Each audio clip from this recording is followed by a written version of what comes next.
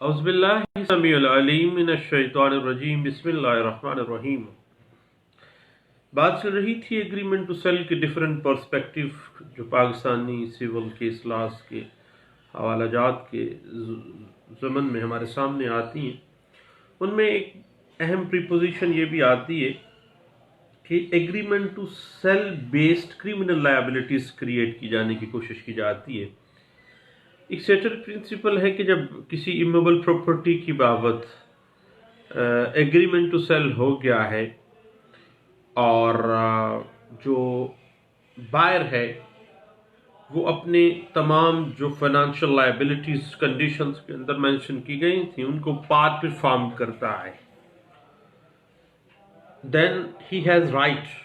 कि उसको sale deed execute करवा के दी जाए और उस प्रॉपर्टी का कब्जा दिया जाए। बाज़ वक़्त एग्रीमेंट टू सेल में भी आपको पता है कि कब्जा लिख दिया जाता है जिसको कानूनी तहफ़्फ़ुज़ भी हासिल है। इसके ऊपर हमने पहले भी बात की थी। जहाँ तक बात part performance of agreement to sale की बात है, उस हवाले से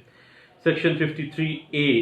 ट्रांसफ़र ऑफ प्रॉपर्टी एक्ट 1882 के हवाले से हम मज़ीद कुछ इस बात को आगे बढ़ाएंगे। तो एग्रीमेंट टू सेल बुनियादी तौर पे आपको पता है किसी किस्म का कोई टाइटल, कोई बार, कोई डिस्चार्ज क्रिएट नहीं करता है।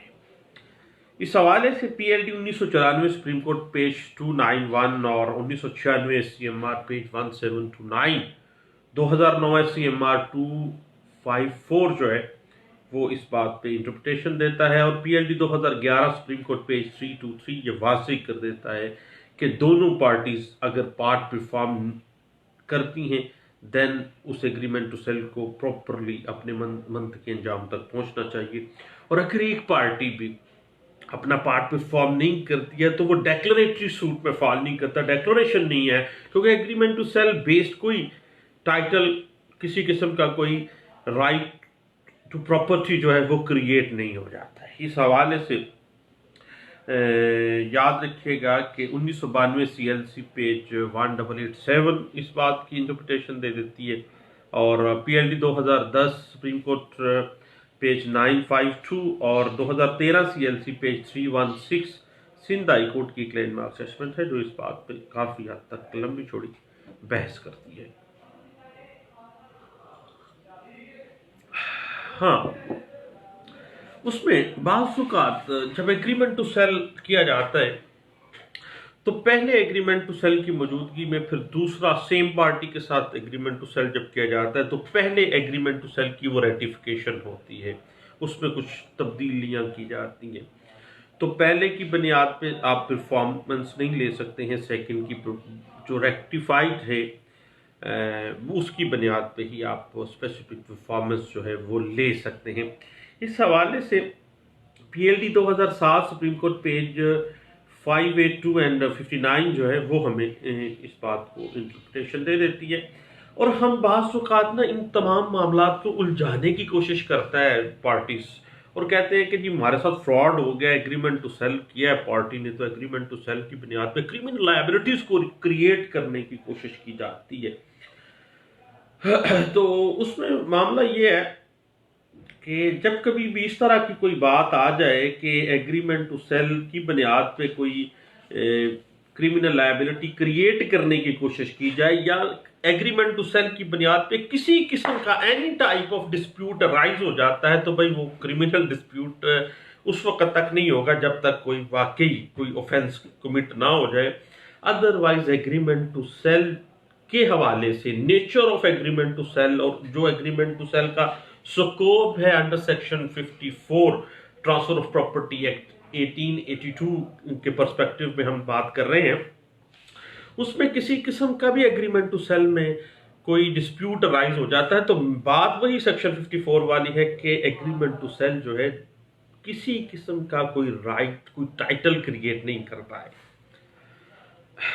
ये अच्छी बात है कि सेक्शन 1882 में ही ये बात डिस्कस कर दी गई थी। और अगर किसी किस्म का एग्रीमेंट टू सेल की बुनियाद पे डिस्प्यूट अराइज हो जाता है according to the nature of the that agreement to sell, then वो जो डिस्प्यूट है that can not be transformed into any criminal liability, वो क्रिमिनल लायबिलिटी के अंदर ट्रांसफॉर्म करने की कोशिश भी की जाएगी तो भाई purely and purely civil nature मामला है, उसके लिए आपको सिविल कोर्ट में ही जाना पड़ेगा। और इस बुनियाद के ऊपर बाज़-औक़ात 406 की एफआईआर करवाने की कोशिश की जाती है, 468 471 की एफआईआर बाज़-औक़ात करवाने की कोशिश। पुलिस को पैसे दें तो एफआईआर तो हमारे यहाँ नॉर्मल ही है, बल्कि पिछले दिनों एक साहब ने कहा कि जी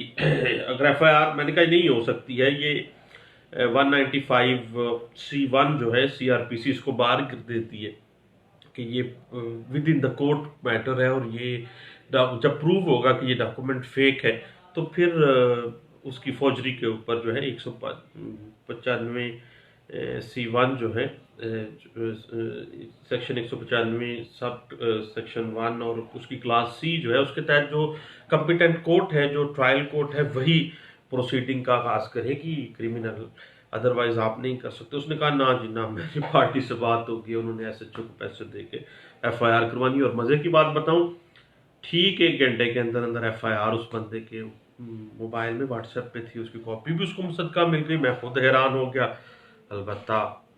फिर क्या होना था, पैसा खाने वाले पैसे खा गए, और वो बाद में कहता है जी वो हम महीना 2 महीने तो मुझे इस चक्कर में लगाए रखा कि जी हम उनको गिरफ्तार करेंगे और उसको हम ऐसे कर देंगे। मैंने कहा नहीं, ऐसे नहीं हो सकता। एग्रीमेंट टू सेल की बुनियाद पे जब भी कभी सूट फाइल होता है, कोई डिस्प्यूट राइज होता है, कोई हत्ता के बाद अज़ा ये बात खुल जाती है कि ये तो फौज डॉक्यूमेंट था, फिर भी क्रिमिनल लायबिलिटीज जो हैं वो ट्रांसफॉर्म नहीं की जाएंगी, बल्कि अगर बाद में साबित हो जाता है तो जो क्रिमिनल प्रोसीडिंग है वो कोर्ट्स, जो ट्रायल कोर्ट थी जिसमें ये बात सामने आई, वो उसके खिलाफ प्रोसीडिंग का आगाज करेगी। और इस तरह से अगर कोई एग्रीमेंट टू सेल के किसी डिस्प्यूट को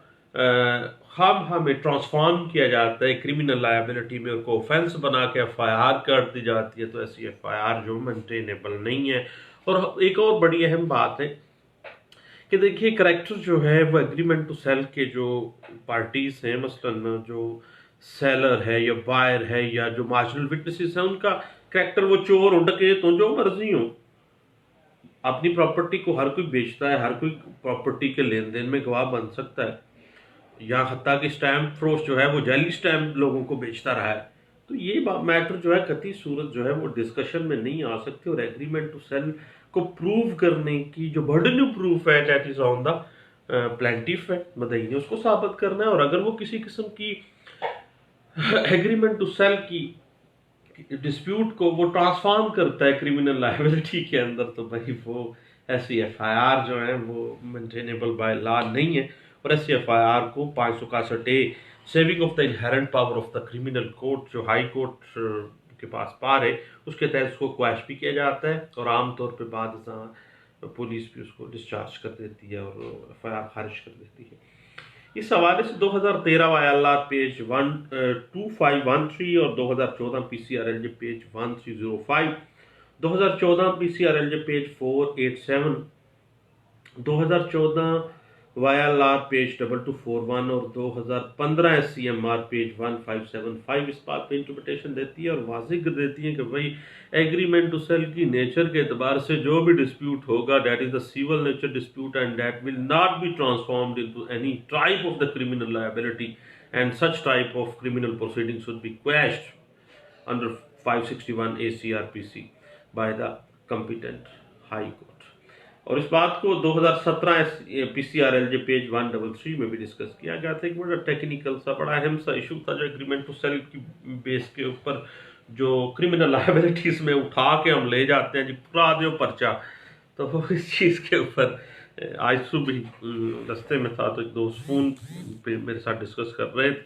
तो मैंने कहा बड़ा अहम टेक्निकल सी बात क्यों ना अपने सब दोस्तों के साथ शेयर करें,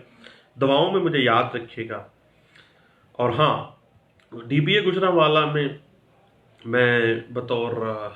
लाइब्रेरियन यानी लाइब्रेरी की सीट पे आ गया हूँ,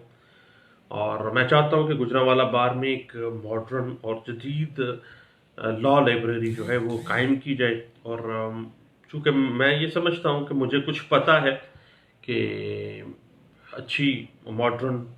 जदीद लॉ लाइब्रेरी को किस तरह से इस्टेब्लिश किया जा सकता है और कहाँ से फंडिंग हम ले सकते हैं, कहाँ से हम हत्ता के नाम भी कोई सारे मुक्कर शुक्कर भी जाएंगे तो फिर भी कम अज़ कम इतना तो कर ही लेंगे कि लाइब्रेरी का जो मामला है वो इंशाल्लाह मिलजुल के हम कर सकते हैं और इंशाल्लाह ज़रूर करेंगे। असल में पिछले चंद सालों से लोग कहते रहे हैं कि जी लाइब्रेरी को हम बड़ा अच्छा बना देंगे, मॉडर्न लाइब्रेरी बना देंगे, मॉडर्न हो जाएगी।